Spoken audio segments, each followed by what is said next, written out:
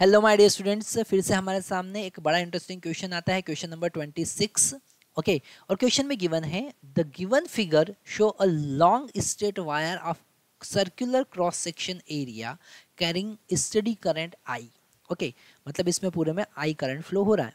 The current I is uniformly distributed across the cross section area, है ना। उस cross section area पे current पूरा यूनिफॉर्मली डिस्ट्रीब्यूटेड है। Calculate the magnetic field in region R less than a and R greater than a, है ना। तो इस क्वेश्चन को हम दो पार्ट में डिवाइड करेंगे। फर्स्ट पार्ट जो है ना, ध्यान से आपको समझना है, यहाँ पर एम्पियर सर्किटल लॉ का कॉन्सेप्ट हम यूज करेंगे। फर्स्ट पार्ट हम लिखेंगे when are greater than a, है ना, मतलब कि आउटसाइड द सिलेंड्रिकल वायर। कहाँ पर? आउटसाइड, आउटसाइड बाहर की तरफ हम देख रहे हैं, है ना। तो यहाँ पर ये हमारे पास सिलेंड्रिकल वायर है, इसको हम हॉरिजॉन्टल से वर्टिकल कन्वर्ट कर देते हैं ताकि हमको इजीली समझ में आ जाए। सिलेंड्रिकल वायर है और इसमें आई करंट फ्लो हो रहा है। तो अब हम यहाँ पर एक एम्पिरियन पाथ कंसिडर करेंगे, सर्कुलर पाथ कंसिडर करेंगे, और जिसका रेडियस होगा आर, क्योंकि यहाँ पर आर ग्रेटर देन ए है। इसका रेडियस कितना है? इसका रेडियस है ए, ऐसा क्वेश्चन में गिवन है ना। इसका रेडियस ए है और हम इसके बाहर एक एम्पिरियन पाथ कंसिडर करें। अब according to ampere circuital law, ठीक है, according to ampere circuital law क्या कहता है भैया कि total circulation of magnetic field around the close curve is equal to mu naught times of inside current. उस कर्व के अंदर से कितना करंट पास हो रहा है, enclose by the curve. Okay, तो यहाँ पर अगर हम इस सर्कुलर पाथ पर मैग्नेटिक फील्ड को इंटीग्रेट करें, है ना, तो हमको क्या मिलेगा? b into two pi R. कितना मिलेगा? b into two pi R, है ना, is equal to mu naught times I, है ना। तो यहाँ पर b का वैल्यू जो कि आउटसाइड हम कैलकुलेट कर रहे हैं वो हो जाएगा mu not I divided by 2 pi R. Okay, तो ये हमने यहाँ पर कॉन्सेप्ट समझा। अगर हम इस सर्कुलर पाथ पे, क्योंकि यूनिफॉर्म मैग्नेटिक फील्ड है, पूरे कर्व्ड पाथ पर मैग्नेटिक फील्ड क्या होगी? यूनिफॉर्म होगी, है ना। तो जब यूनिफॉर्म चीज़ें होती हैं तो उसको इंटीग्रेट करने की जरूरत नहीं, डायरेक्ट मल्टीप्लाई कर दो। तो यहाँ पर b और 2 पाई आर पूरे लेंथ का हमने मल्टीप्लाई कर दिया। यूनिफॉर्म मैग्नेटिक फील्ड क्यों होगी? क्योंकि r डिस्टेंस पर है, वो हर एलिमेंट का जो डिस्टेंस है वो इक्वल है ना। तो ये आउटसाइड मैग्नेटिक फील्ड हमने फाइंड किया। अब हम फाइंड करते हैं इनसाइड मैग्नेटिक फील्ड। ओके, तो वहाँ पर इनसाइड करंट की हमको बात करना पड़ेगी। तो अब हम यहाँ पर बी पार्ट सॉल्व कर रहे हैं, हमने दो पार्ट में डिवाइड किया था। अब बी पार्ट क्या है? बी पार्ट है when are less than a, है ना, मतलब हम कहेंगे इसको इनसाइड द सिलेंड्रिकल वायर। क्या कहेंगे? Inside the cylindrical wire, cylindrical wire. Okay, ये एक डेरिवेशन जैसा ही है।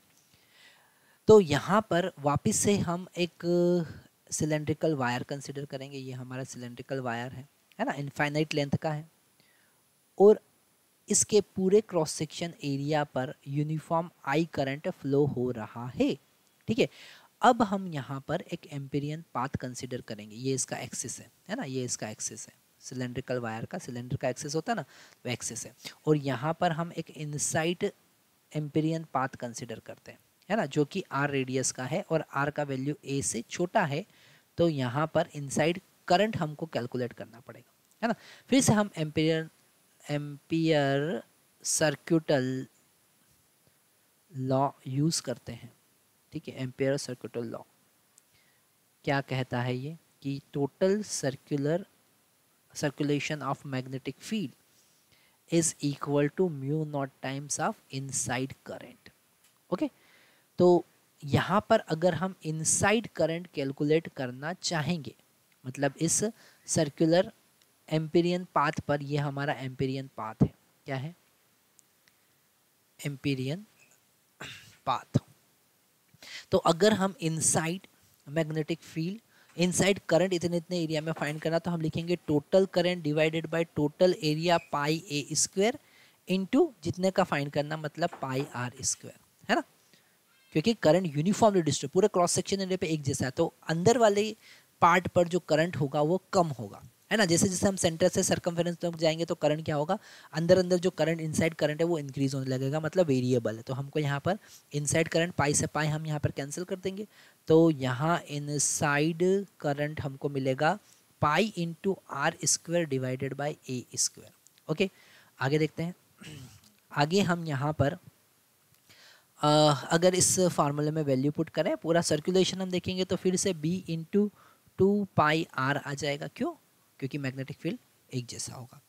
Is equal to mu nought into I का वैल्यू कितना है, I into R square divided by A square. Okay, तो यहाँ से एक आर से एक आर कैंसिल हो जाएगा। बी इज इक्वल टू, और यहाँ लिखेंगे इनसाइड मैग्नेटिक फील्ड, वो होगा mu into I into R divided by 2π a square. ये एक्सप्रेशन आया। बड़ा इंटरेस्टिंग यहाँ पर डेरिवेशन हमारा होता है, और ये प्रैक्टिकल चीज़ों को हमको बताता भी है कि करंट एक्सिस पर अगर हम देखेंगे तो जीरो होगा, जैसे जैसे हम मैग्नेटिक फील्ड एक्सिस पे देखेंगे तो जीरो होगी, जैसे जैसे हम बाहर आते हैं मैग्नेटिक फील्ड इंक्रीज होती है, और सरफेस के बाद मैग्नेटिक फील्ड डिक्रीज होती है। ओके, तो अगर हम इसका ग्राफ प्लॉट करें, ये बहुत ज़्यादा इंपॉर्टेंट, हम यहाँ पर ग्राफ देख रहे हैं। अगर हम यहाँ पर एक्स एक्सिस पर पोजीशन ले लें आर, और वाई एक्सिस पर मैग्नेटिक फील्ड ले लें, तो आर इक्वल टू जीरो मतलब सेंटर पर मैग्नेटिक फील्ड जीरो होगी, और आर इक्वल टू ए तक वो लीनियरली इंक्रीज होगी, क्योंकि वो आर के डायरेक्टली प्रोपोर्शनल है। तो यहाँ पर वो लीनियरली इंक्रीज होगी, है ना। अगर हम देखें तो ये लीनियरली यहाँ पर ऐसा इंक्रीज होगी, क्योंकि यहाँ पर magnetic field is directly proportional to R, ये इनसाइड का कॉन्सेप्ट है। और यहाँ पर रेक्टेंगुलर हाइपरबोलिक फॉर्म में डिक्रीज होगी, है ना, क्योंकि यहाँ पर B outside is inversely proportional to R. Okay, तो ये एक, और सरफेस पे कितना होगा, अगर कहीं सरफेस पे, तो यहाँ पर आप आर का वैल्यू ए पुट कर सकते हैं, तो सरफेस पर मैग्नेटिक फील्ड होगा mu not I divided by 2π a. Okay, 2π a, तो ये सरफेस पर मैग्नेटिक फील्ड हो जाएगा। जैसे जैसे हम बाहर जाएंगे मैग्नेटिक फील्ड डिक्रीज होगा, इनसाइड मैग्नेटिक फील्ड सेंटर से सरकमफेरेंस तक आते आते मैग्नेटिक फील्ड मैक्सिमम हो जाएगी। ये लीनियर ग्राफ है और ये रेक्टेंगुलर हाइपरबोला। तो ये आप पॉइंट लिख भी सकते हैं, क्योंकि ये बड़े इंपॉर्टेंट पॉइंट होते हैं समझने के लिए। ये वाला जो है ये लीनियर कर्व है, ठीक है, ये लीनियर कर्व है, और ये जो वाला जो कर्व है हम यहाँ लिख देते हैं, ये है रेक्टेंगुलर हाइपरबोला। कैसा है? Rectangular hyperbola, hyperbola. तो ये कॉन्सेप्ट बिल्कुल इम्पोर्टेंट है, जो हमको अच्छे से समझ में आना चाहिए। Thank you very much.